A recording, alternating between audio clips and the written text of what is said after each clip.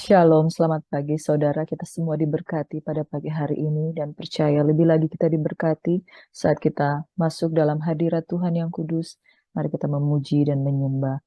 Kebesaran Tuhan ditinggikan dan dinyatakan. Betapa hatiku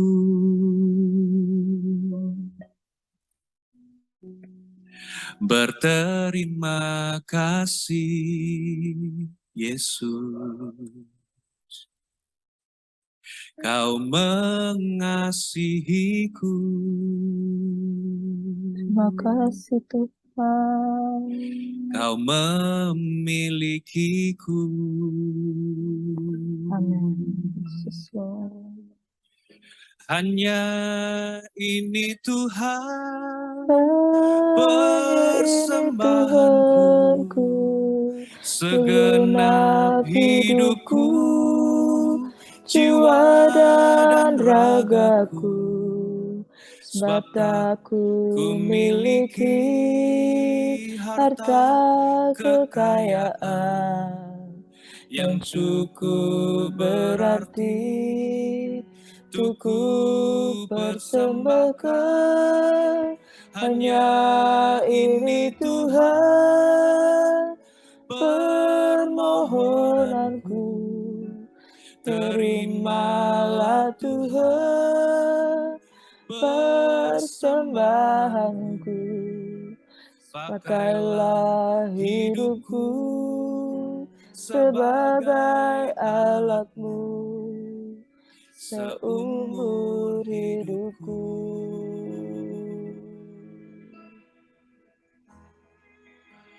Betapa hatiku Tuhan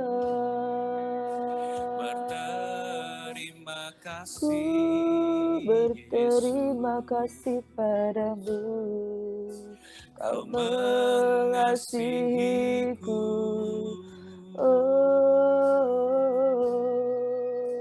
Kau memilikiku. Sembah Tuhan, hanya ini Tuhan persembahanku, segenap hidupku, jiwa dan ragaku, sebab tak ku miliki harta kekayaan yang cukup berarti untuk ku persembahkan. Hanya ini Tuhan permohonanku, terimalah Tuhan,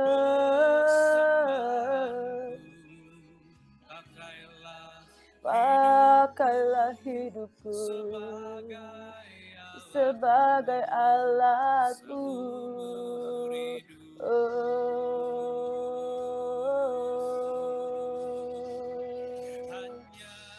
Hanya ini Tuhan persembahanku. Terima kasih Tuhan.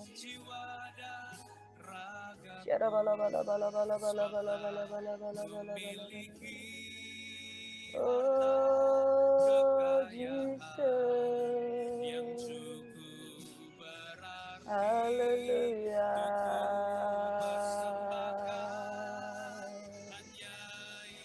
Hanya ini Tuhan permohonanku, terimalah Tuhan persembahanku di pagi hari. Hanya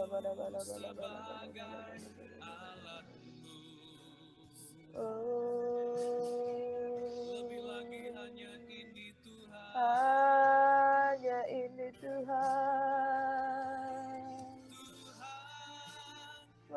kasih Tuhan, persembahanku Tuhan, jiwa ragaku, sertaku miliki harta kekayaan, oh yang cukup berarti Tuhan, hanya ini Tuhan permohonanku, terimalah Tuhan persembahanku, pakailah hidupku Tuhan sebagai alatku for all my life, Jesus. Hanya ini Tuhan, Yes, Lord. persembahanku, Tidak ada yang lebih berharga Tuhan yang Kau minta daripada kami, bukan harta, bukan kekayaan, tapi jiwa dan raga kami Tuhan. Haleluya.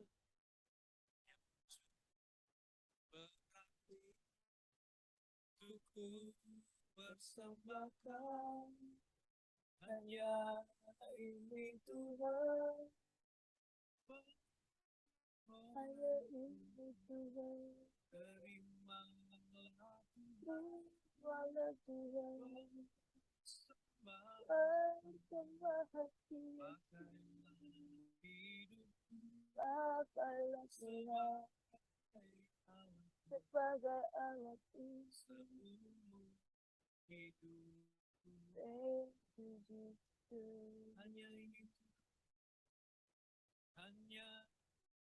ini Tuhan persembahan segala hidupku,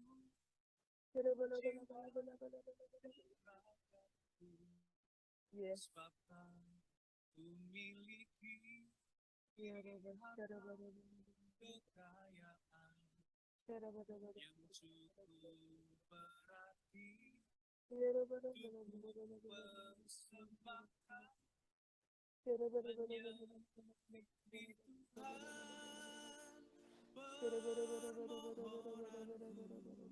Biarlah naik ke gunungmu Tuhan, lebih lagi Tuhan. This is my worship, this is my sacrifice. Oh, haleluya. Mari jemaat saja dimanapun Anda berada, naikkan pujian ini di hadapan Tuhan. Ini Tuhan persembahanku, segenap hidupku, jiwa dan ragaku, sebab tak ku miliki harta kekayaan yang cukup berarti untuk ku persembahkan. Hanya ini Tuhan permohonanku, terimalah Tuhan persembahanku, pakailah hidupku sebagai alatmu. Sekali lagi bersama-sama dengan segenap hatimu jemaat saja.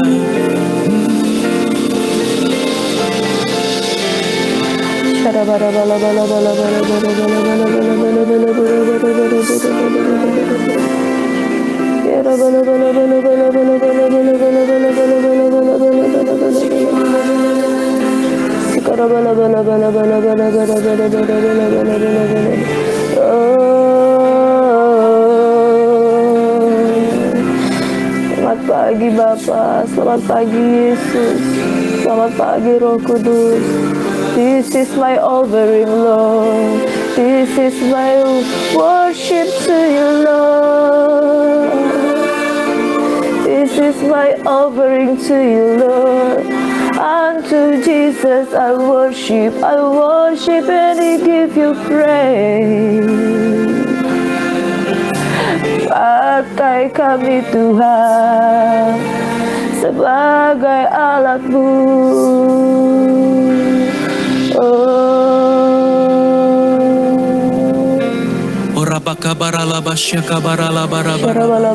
Mari kita sembah Dia.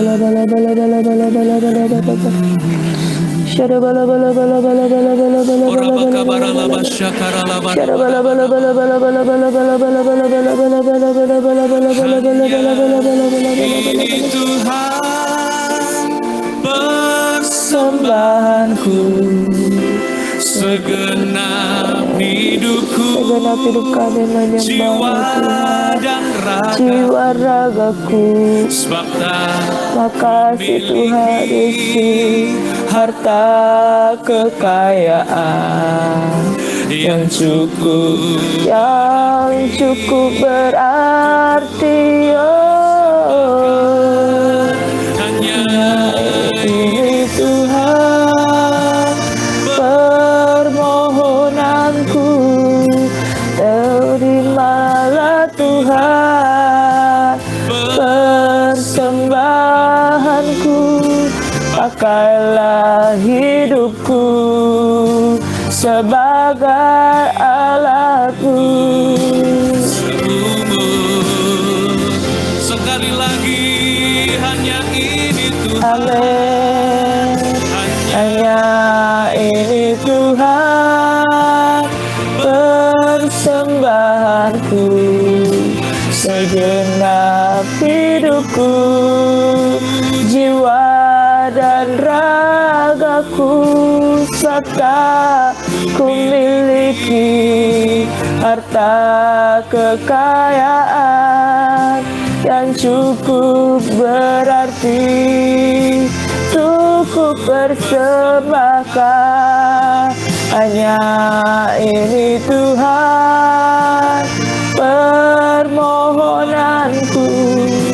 Terimalah Tuhan persembahanku, pakailah hidupku sebagai alat-Mu seumur hidupku.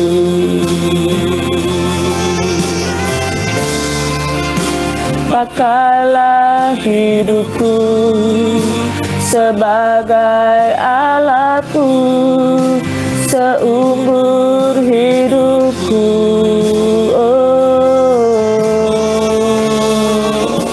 Pakailah hidupku sebagai alat-Mu seumur hidupku. Pakailah kami Tuhan seumur hidup kami sebagai alat-Mu, seumur hidup kami sebagai kesayangan-Mu Tuhan. Pakai kami Tuhan, kami bawa persembahan kami bawa offering kami, worship kami, pujian kami, hanya ke dalam tangan-Mu yang penuh kasih. Kami terlalu percaya Tuhan, kami diberkati saat kami meninggikan Engkau. Dalam nama Yesus kami diberkati. Haleluya, haleluya, haleluya. Puji Tuhan. Amin.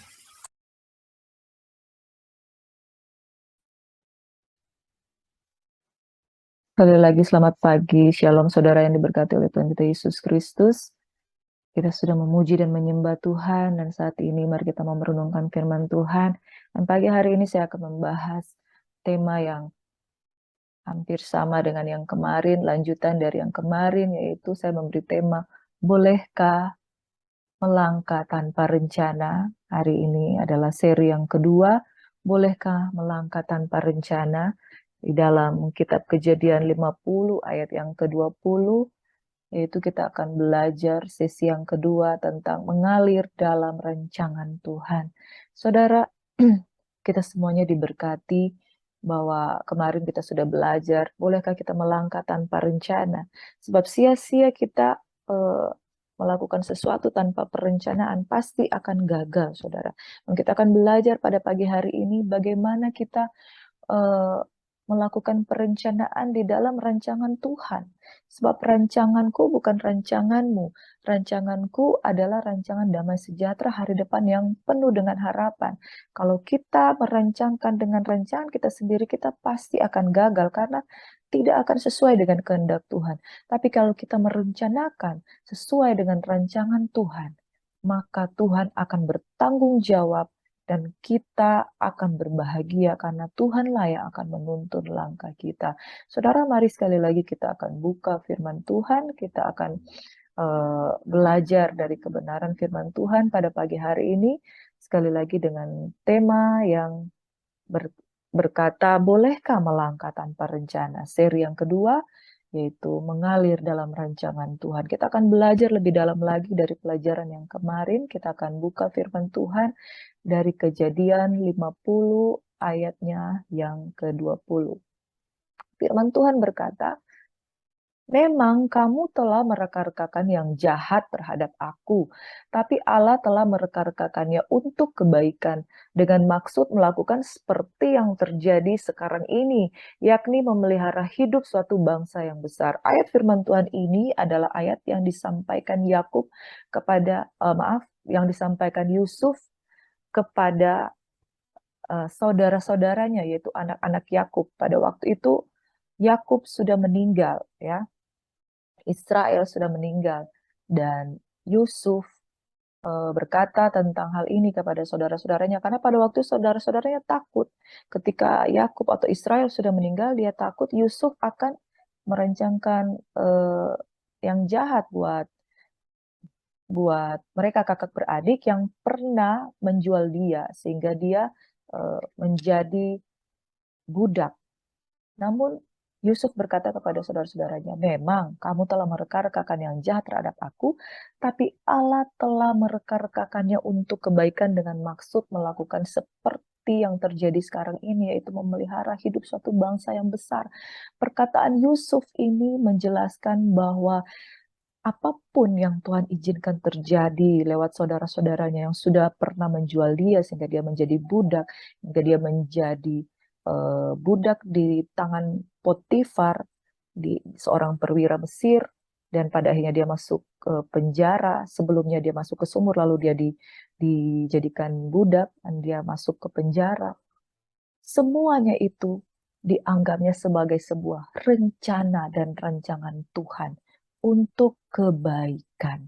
Dengan maksud melakukan seperti yang terjadi sekarang ini, yaitu memelihara hidup suatu bangsa yang besar. Dari ayat firman Tuhan ini kita tahu bahwa Yusuf mengatakan bahwa ia telah hidup dalam rancangan Tuhan. Sekalipun ia mengalami masa-masa kesesakan di mana oleh karena rancangan saudaranya yang jahat, dia boleh dijual. Dan dia mengalami saat-saat degradasi hidup. Ya, degradasi bukan moral, tapi bagaimana hidupnya jatuh. Tapi diangkat Tuhan, diangkat Tuhan, dan diangkat Tuhan. Dan itu bagi dia, itu merupakan rancangan Tuhan. Saya mau katakan pada hari ini, saudara, rancangan Tuhan tidak selalu dalam keadaan suka. Tidak selalu dalam keadaan sukacita. Tetapi walaupun dalam keadaan seringkali dalam keadaan duka, tetapi ketika ada di dalam rancangan dan rencana Tuhan, maka Tuhan membawa kita semakin hari semakin kuat, semakin hari semakin naik. Asal, saudara, ada syaratnya, yaitu kita harus mengalir dalam rancangan Tuhan. Rancangan Tuhan bukan rancangan manusia. Kalau rancangan Tuhan, itu adalah rancangan yang mungkin tidak kita selalu mengerti. Tetapi rancangan Tuhan selalu membawa pada kebaikan bagi orang yang mau mengalir dalam rancangannya. Mari kita mau belajar lebih lagi tentang kisah Yusuf. Kisah Yusuf dimulai dari Kejadian pasal 37 hingga pada pasal yang ke-50. Pada pasal yang ke-37 di Kejadian 37 ayat 5, when the story begin. Disinilah segala sesuatu dimulai. Bagaimana dia mulai masuk dalam rencana Tuhan. Pada suatu kali bermimpilah ia Bermimpilah Yusuf, lalu mimpinya itu diceritakannya kepada saudara-saudaranya. Sebab itulah mereka lebih benci lagi kepadanya. Saudara, rancangan Tuhan dimulai pada saat Yusuf menerima mimpi yang daripada Tuhan. Dan polosnya Yusuf pada waktu itu dia berumur 17 tahun. Dia tidak tahu kalau saudara-saudaranya iri kepada dia. Dia ceritakan kepada saudara-saudaranya. Dia memulai segala sesuatu dengan Tuhan. Start with God. When the story begin, dia memulainya bersama dengan Tuhan. Tuhan memberikan dia mimpi. Tuhan memberikan dia visi. Namun apa yang terjadi, saudara? Ketika dia bermimpi, diceritakan kepada saudara-saudaranya. The result is, hasilnya adalah mereka lebih benci lagi kepadanya. Saudara, tidak ya, bukan berarti segala sesuatu baik-baik saja ketika engkau mulai melangkah bersama dengan Tuhan. Ketika Yusuf mendapatkan visi, ketika Yusuf mendapatkan mimpi, saudara-saudaranya membenci dia karena mereka iri dengan dia. Dan rancangan Tuhan, ketika itu mulai masuk di dalam kehidupanmu, tidak semua orang bisa mendukungmu. Bahkan ada satu ayat firman Tuhan yang berkata, sekalipun ada banyak penentang, kita harus tetap melakukan pekerjaan yang besar. Kita harus melakukan pekerjaan yang besar sekalipun banyak penentang. Awal-awal ketika Yusuf menemukan visi Tuhan, orang-orang di sekitar dia tidak menerima, tidak bisa mengerti, tidak bisa meyakini. Kenapa? Kenapa seperti ini? Mereka iri hati dengan dia. Saat engkau mulai berjalan dengan Tuhan, saat engkau mulai menerima visi-visi yang betul-betul daripada Tuhan, tidak semua orang, tidak semua lingkungan mendukungmu. Dan kalau engkau memulai segala sesuatu, bahkan ketika saya memulai channel YouTube ini, mungkin tidak semua orang mendukung, namun saya percaya kalau kita rindu untuk berbagi berkat dengan orang lain, Tuhan pasti akan menyatakan penyertaannya. Ya, waktu Yusuf menyatakan mimpinya, dia masih terlalu muda, umur 17 tahun, dengan polos, dia tidak berhikmat, dia tidak sadar bahwa orang-orang di sekitar dia bukanlah orang-orang yang mendukung, sekalipun itu saudaramu sendiri, sekalipun itu pelayan Tuhan di sekitarmu, sekalipun itu rekan kerjamu, sekalipun lingkungan itu adalah sahabat-sahabat dekatmu, belum tentu orang itu mengerti rencana Allah di dalam kehidupanmu. Jangan bergantung, jangan menggantungkan hidupmu untuk menerima dukungan dari orang-orang yang tidak mengenal rencana Tuhan. Jangan menggantungkan pengharapanmu ya kepada orang-orang yang tidak mengerti bagaimana kamu menerima sesuatu daripada Tuhan. Singkat cerita, saudara, this is the story begin. Ketika dia menerima visi Tuhan, lingkungannya tidak mendukung. Namun satu hal, kalau Tuhan berencana atas kehidupanmu, dia akan meneruskannya. Dia akan menyertai engkau. Tapi dengan catatan, kita harus mau mengalir dalam rancangan Tuhan. Bagaimana jika sekiranya Yusuf melepaskan imannya, kepercayaan terhadap visi, kepercayaan terhadap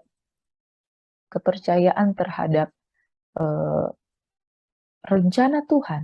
Dia pasti akan gagal, saudara. Tapi satu hal, dia tidak melepaskan kepercayaannya kepada Tuhan. Sekalipun dia harus menghadapi banyak ujian dan cobaan di dalam visi yang dia terima. Selanjutnya perjalanan Yusuf dimulai, saudara. Perjalanan yang panjang dari umur 17 tahun. Ya, kita tidak selalu mengerti rancangan Tuhan. Kita tidak selalu mengerti rancangan Tuhan. Tapi kita harus selalu percaya dan mengandalkan Tuhan setiap hari. Amin, saudara. Umur 17 tahun, kalau sekarang umur 17 tahun itu baru lulus SMA ya, saudara. Bisa apa dengan visi yang besar daripada Tuhan? Tapi Yusuf terus percaya, sekalipun dia masih sangat muda. Yusuf dibenci, dia dibenci saudaranya dan dijual. Yang kedua, Yusuf difitnah dan dipenjara. Yusuf dibenci dan dijual, dia dimasukkan ke dalam sumur. Dimasukkan ke dalam sumur oleh saudara-saudaranya dengan maksud untuk membunuh dia. Bukan sekedar dibenci dan dijual, tapi dengan maksud untuk membunuh dia.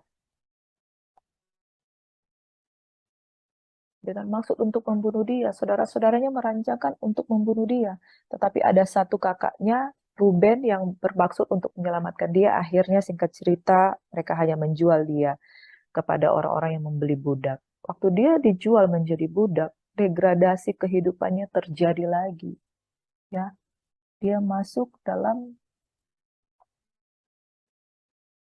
eh, rumah seorang perwira Mesir. Di sana dia menjadi orang kepercayaan dari Potifar. Karena Tuhan menyertai dia, dia menjadi orang kepercayaan Potifar. Tapi saking dipercayanya, istri Potifar pun tertarik pada dia karena perilakunya dan juga tampangnya yang baik dan ganteng pada waktu itu. Lalu istri Potifar memfitnah dia dengan mengatakan Yusuf memperkosa Potifar. Singkat cerita, dia difitnah dan akhirnya dimasukkan oleh tuannya Potifar ke dalam penjara. Kurang apa lagi penderitaannya, saudara? Jadi, masuk dalam rencana Tuhan, tapi mengapa ini yang harus terjadi? Saudara, rancangan Tuhan itu seringkali tidak bisa langsung kita pahami. Yusuf dibenci, dijual, Yusuf difitnah, dan akhirnya masuk penjara. Apa yang terjadi pada saat dia masuk penjara, saudara? Di penjara dia bertemu dengan dua orang, ya, juru roti dan juru minum anggur. Kedua-duanya dimasukkan ke penjara oleh karena Firaun. Dan kedua-duanya mendapat mimpi. Kedua-duanya mendapat mimpi dan salah satu yang mendapat mimpi, juru roti dikatakan, engkau akan dihukum mati. Tapi juru anggur dikatakan, engkau akan diangkat kembali kepada posisimu. Dengan sukacita, juru minum anggur itu menerima ketika mimpinya ditafsirkan oleh Yusuf. Dan Yusuf berkata, jangan lupakan aku kalau sekiranya engkau bertemu dengan Firaun bahwa aku sesungguhnya tidak bersalah. Tapi di firman Tuhan dikatakan bahwa ia dilupakan. Dilupakan oleh juru minum anggur. Karena ketika dia kembali ke istana Firaun, dia kembali bekerja sebagai juru minum anggur, dia tidak ingat akan Yusuf. Namun satu ketika Firaun memiliki mimpi. Ketika Firaun memiliki mimpi, dia bermimpi tentang 7 ekor lembu yang gemuk dimakan oleh 7 ekor lembu yang kurus. Dan bulir-bulir gandum yang gemuk memakan bulir-bulir gandum yang kurus. Disitulah juru minum anggur teringat akan Yusuf.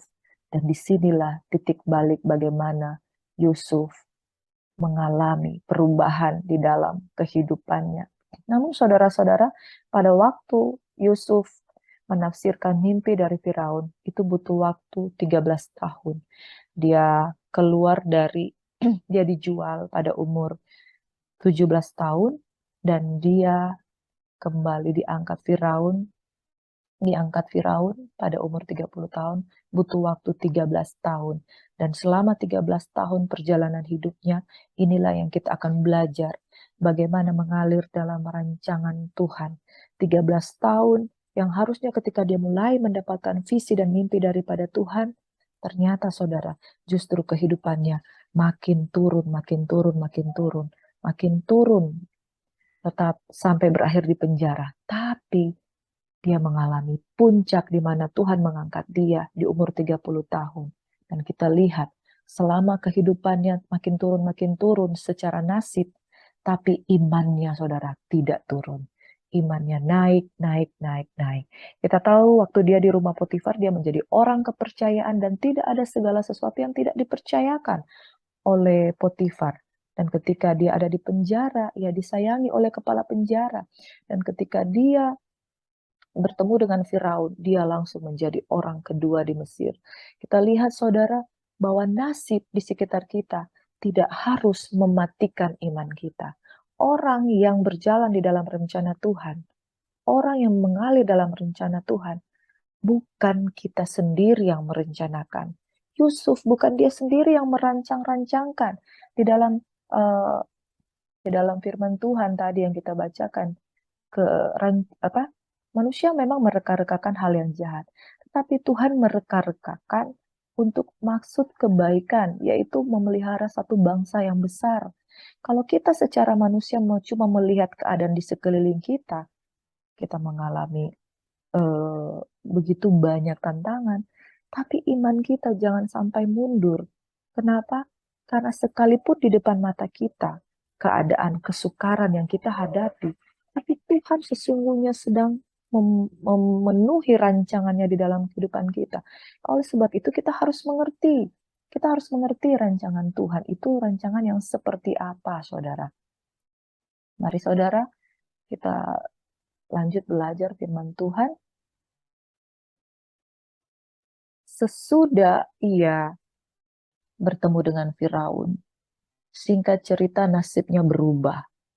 Terjadilah apa yang sudah dimimpikan oleh Firaun, yaitu 7 tahun kelimpahan terjadi pada waktu itu dan 7 tahun kekurangan terjadi sesudah itu.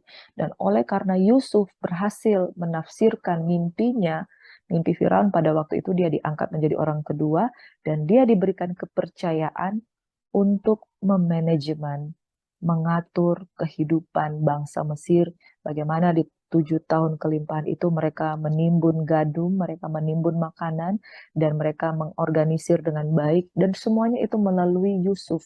Oleh karena penyertaan Tuhan yang ada padanya, hikmat Tuhan mengalir dalam kehidupannya, dan di puncak dari rencana Tuhan, dia menjadi seorang pemimpin yang hebat, pemimpin yang luar biasa, yang bisa mengatur, mengorganisir, memanajemen keadaan satu bangsa yang sangat besar. Bayangkan saudara, betapa hebat dan luar biasanya. Betapa hebat dan luar biasanya pemakaian Tuhan kepada Yusuf pada waktu itu. Ya, dia menjadi orang kepercayaan di Mesir. Singkat cerita, ketika dia menjadi orang kepercayaan di Mesir, terjadilah 7 tahun kelaparan di Mesir. Dan itu pun melanda seluruh bangsa di sekitarnya, hingga menyentuh bangsa Israel. Bangsa Israel juga pada waktu itu, yaitu saudara-saudaranya, yaitu kakak-kakaknya, dan juga ayahnya, Yakub bersama adiknya juga Benyamin.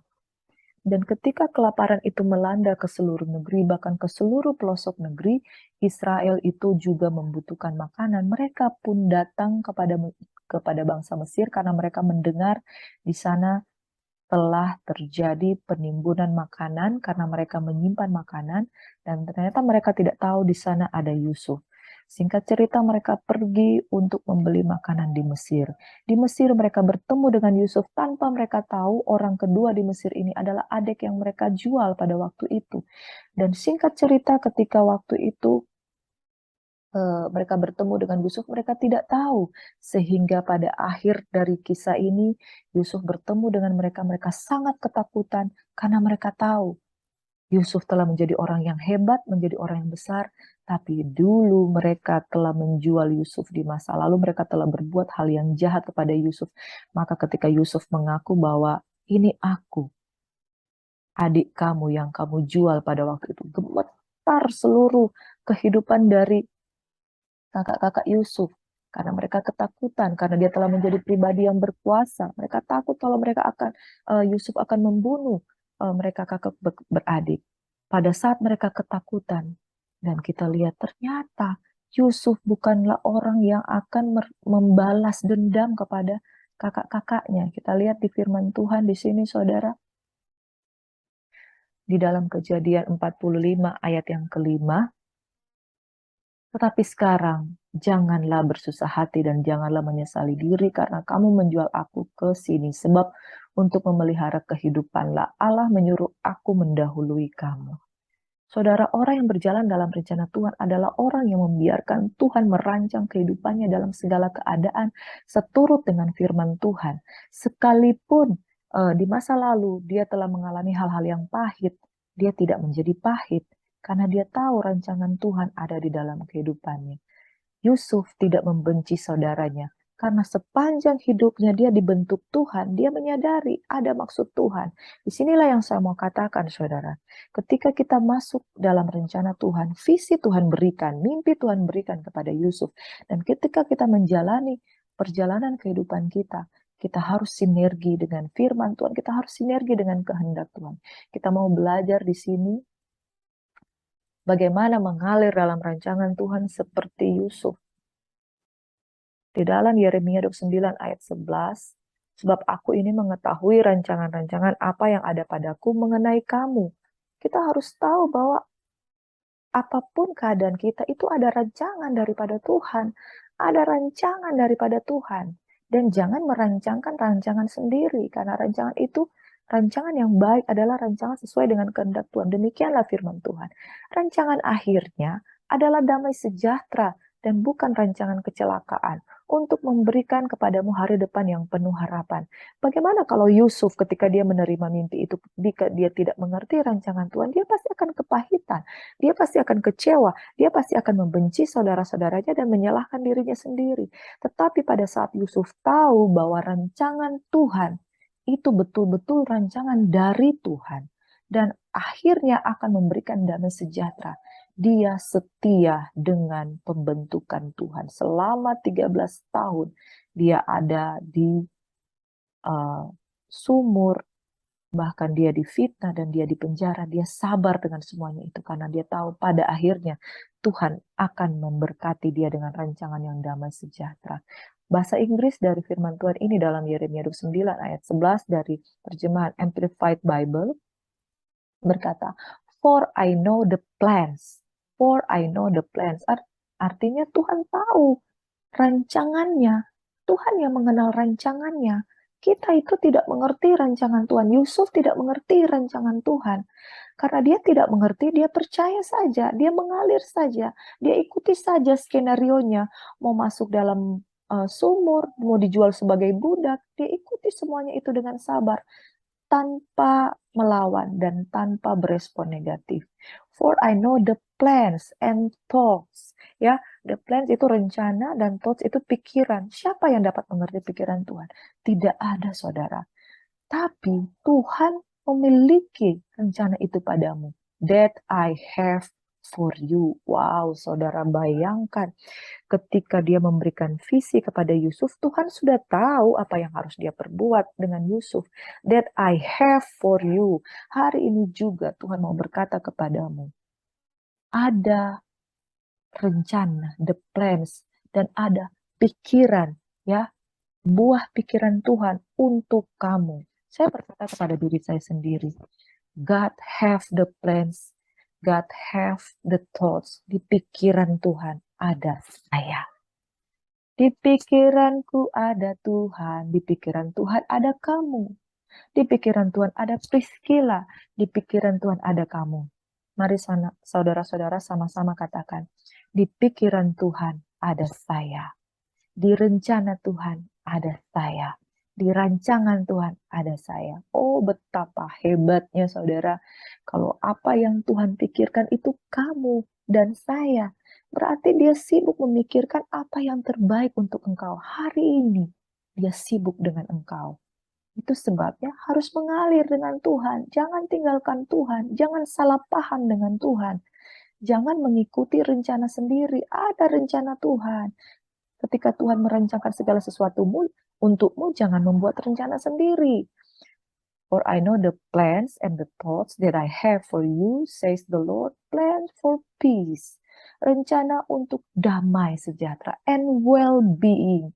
Well-being ini berbicara tentang kebaikan, ya. Yusuf mengerti tentang kebaikan Tuhan, makanya dia sabar. Sabar dengan pembentukan Tuhan, sabar waktu di penjara, sabar waktu ditinggalkan, dilupakan. Sabar karena well-being itu nanti pada akhirnya. And not disaster, bukan rancangan kecelakaan.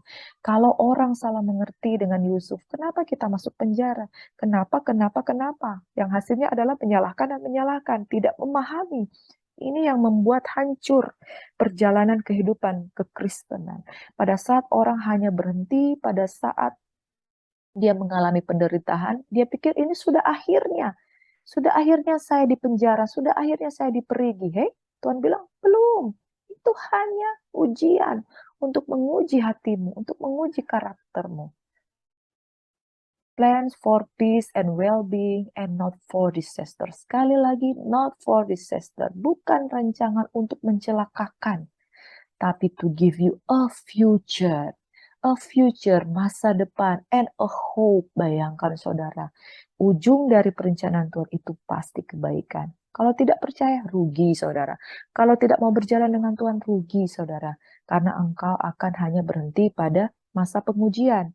Kalau Yusuf berhenti hanya pada masa pengujian, dia berhenti dengan godaan istri Potifar, sudah, dia masuk neraka. Kalau dia tergoda dengan kecantikan dari istri Potifar, dia pikir, nasib saya cuma seperti ini dengan istri Potifar saja, ya.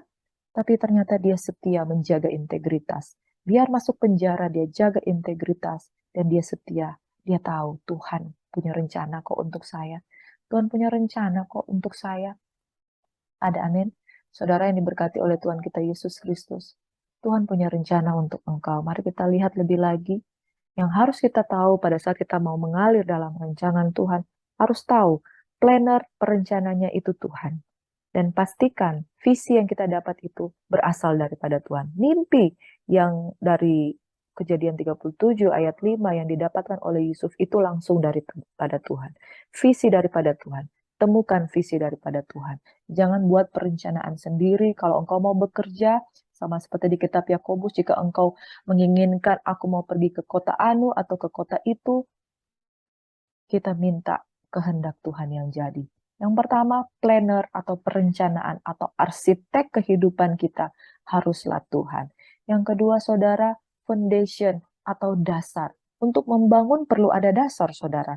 Tidak ada bangunan yang kokoh, tidak ada bangunan yang tinggi yang dibangun tanpa dasar. Semakin tinggi gedung itu dibangun, semakin besar dan semakin dalam dasarnya. Saya adalah seorang insinyur teknik sipil, dan kalau kami membangun, merancangkan sebuah bangunan yang tinggi, semakin tinggi, dasarnya harus semakin kuat. Dan kalau semakin labil tanahnya, fondasinya itu harus lebih kokoh. Kadang perlu tiang pancang yang kokoh, ya. Kalau dia cuma bangunan yang kecil, cuma fondasi batu saja. Tapi kalau engkau mau membangun gedung bertingkat, fondasinya itu harus dalam. Jadi ini dasarnya itu adalah percaya. Bagaimana dasar ini harus percaya kita kembangkan? Kita harus percaya di setiap musim kehidupan kita. Ada lagu yang berkata seperti ini. Musim akan selalu berganti. Janji Tuhan tetap, kasih Tuhan tetap abadi. Tak akan berubah sampai selamanya. Ku tetap percaya. Dasarnya adalah percaya, saudara. Dasar dari Yusuf ketika dia berjalan dalam mimpi dan visi dan rencana Tuhan, dasarnya adalah percaya. Percaya setiap waktu, percaya dalam segala keadaan, percaya roh, jiwa, dan tubuh, percaya dengan segenap hati dan jiwa kita, percaya sekalipun masuk di penjara, percaya sekalipun masuk di sumur, percaya sekalipun dijual, percaya sekalipun difitnah, percaya sekalipun di penjara, percaya sekalipun dilupakan dan ditinggalkan, percaya kepada Tuhan. Dunia mungkin akan menghancurkan engkau, akan mencemooh, akan memfitnah, tetapi Tuhan adalah pribadi yang engkau pegang, sehingga engkau tidak akan goyah. Tujuan dari pondasi supaya bangunan tidak goyah. Tujuan dari dasar adalah supaya kita tetap teguh berdiri. Bagaimana kita supaya tetap teguh berdiri? Percaya kepada firman Tuhan, kepada rencana Tuhan. Percaya bahwa Tuhan itu baik. Percaya bahwa Tuhan tidak akan merancangkan kegagalan. Percaya bahwa di dalam setiap musim kehidupan kita Tuhan itu ada. Percaya dalam segala keadaan Tuhan tolong. Percaya akan firman Tuhan yang meneguhkan dan menguatkan kita. Orang yang goyah, pondasinya berarti lemah. Dikit-dikit goyah, sakit goyah, difitnah goyah, disepelekan goyah, dijatuhkan goyah.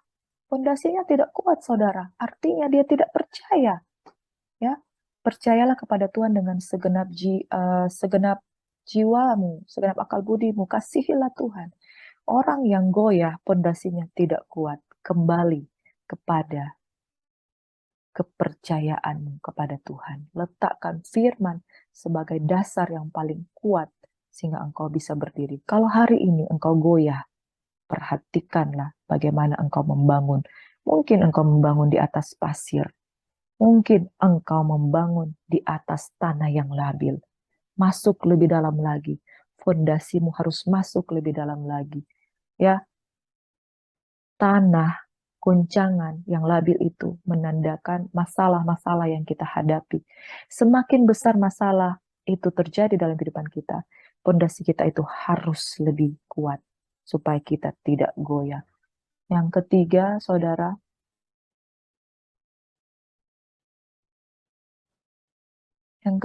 mengalir dalam rancangan Tuhan. Ya, kemarin kita sudah belajar. Sebelum engkau memulai sesuatu, engkau berhitung dulu apakah cukup biayamu. Sehingga ketika engkau membangun, engkau tidak kemudian berkata, engkau tidak mampu untuk menyelesaikannya.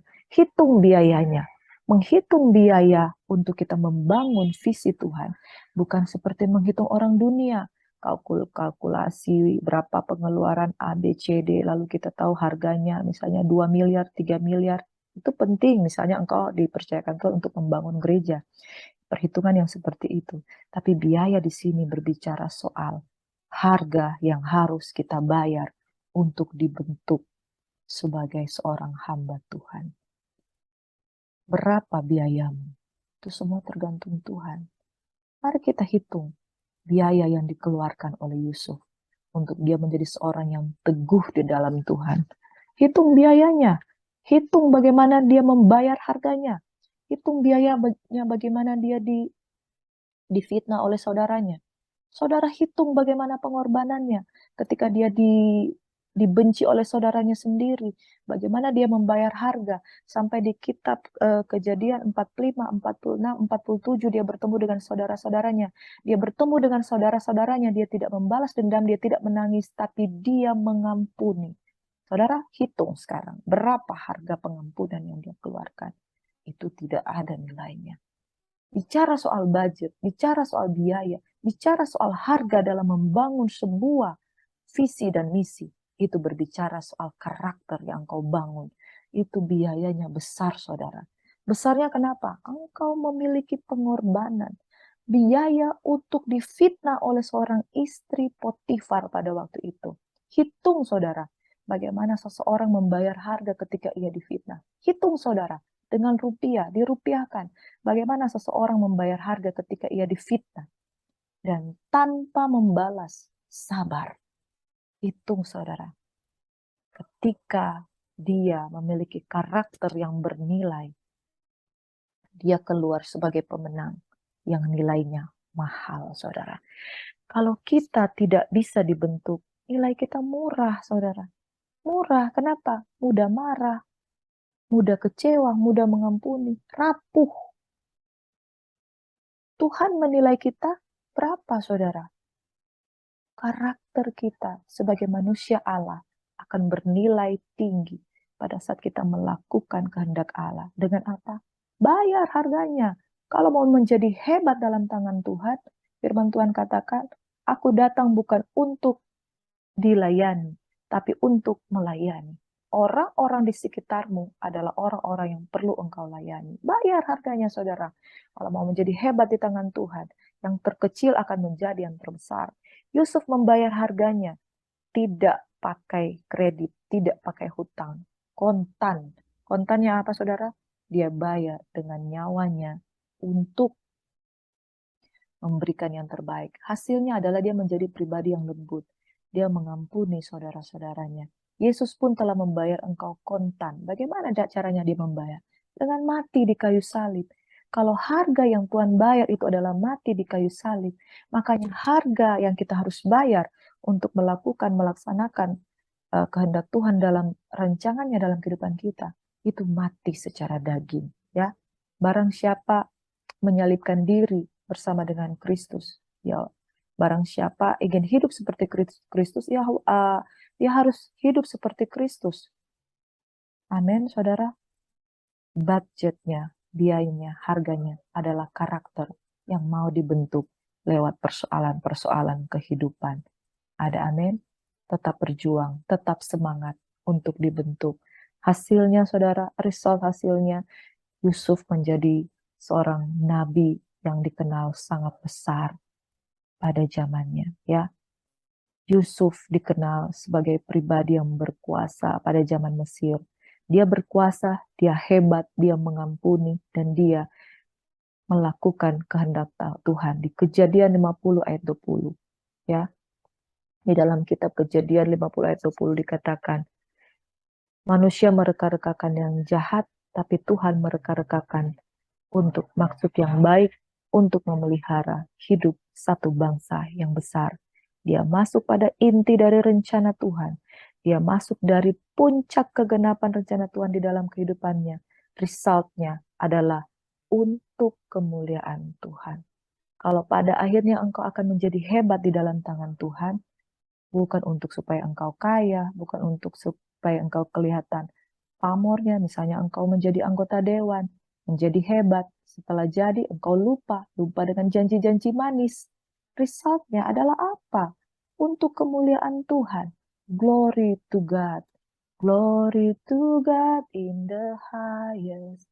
Amin. Saudara yang diberkati oleh Tuhan kita Yesus Kristus.